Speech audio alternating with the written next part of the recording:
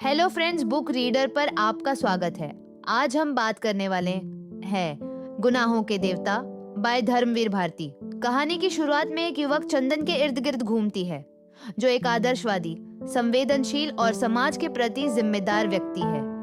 चंदन एक छोटे शहर में रहता है और उसका पालन पोषण उसकी माँ लक्ष्मी ने किया है।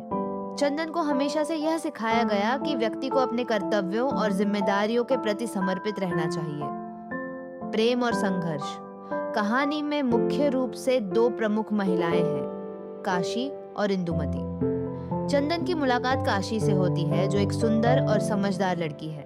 काशी चंद्र से गहरे प्रेम करती है और चंदन भी काशी को चाहता है, लेकिन चंदन के दिल में कई अंदरूनी संघर्ष है। दूसरी तरफ इंदुमती, जो काशी की सहेली है, चंदन के साथ एक गहरी दोस्ती करती है और समय के साथ चंदन का इंदुमती के प्रति भी एक आकर्षण पैदा होता है। यह त्रिकोणीय प्रेम कथा धीरे धीरे और जटिल होती जाती है, जब चंदन को यह महसूस होने लगता है कि उसे एक के साथ प्रेम करना है, जबकि दूसरी को नुकसान पहुंचाना होगा। कर्तव्य बना प्रेम।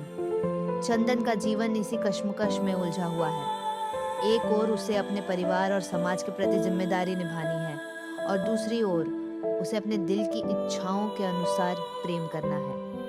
वह यह सोचता है कि अगर वह काशी से प्रेम करेगा तो इंदुमती को धोखा दे देगा। इसी संघर्ष में वह खुद को गुनाहों का देवता मानता है, क्योंकि वह अपने कर्तव्यों और प्रेम के बीच फंसा हुआ है। उपन्यास में चंदन का आंतरिक संघर्ष बहुत गहरा है। वह हमेशा अपने आदर्शों और समाज के नियमों का पालन करने की कोशिश करता है, लेकिन इसके लिए उसे अपने प्रेम और इच्छाओं का त्याग करना पड़ता है। समाज और आदर्शों की परीक्षा।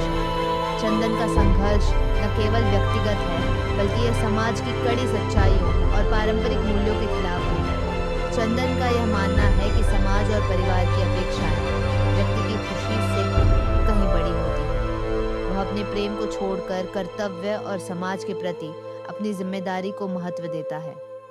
कहानी के एक महत्वपूर्ण मोड़ पर चंदन को यह समझ में आता है कि प्रेम और त्याग का यह द्वंद्व जीवन की सच्चाई है। उसे यह महसूस होता है कि कभी-कभी हमें अपने व्यक्तिगत सुखों को छोड़कर समाज के भले के लिए बलिदान देना पड़ता है। कहानी का निष्कर्ष।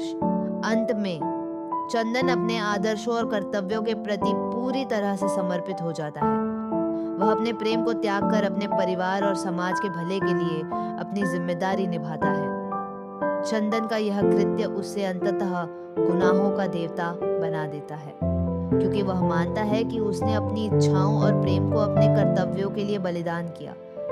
गुनाहों का देवता उपन्यास हमें यह सिखाता है कि जीवन में हमें कई बार अपनी इच्छाओं और सुखों का त्याग करना पड़ता है, और इसके साथ हमें समाज और परिवार की जिम्मेदारियों को निभाना होता है। चंदन की यात्रा यह संदेश देती है कि सच्चा प्यार और त्याग तभी संभव होता है जब व्यक्ति अपने आदर्शों के प्रति निष्ठावान रहे।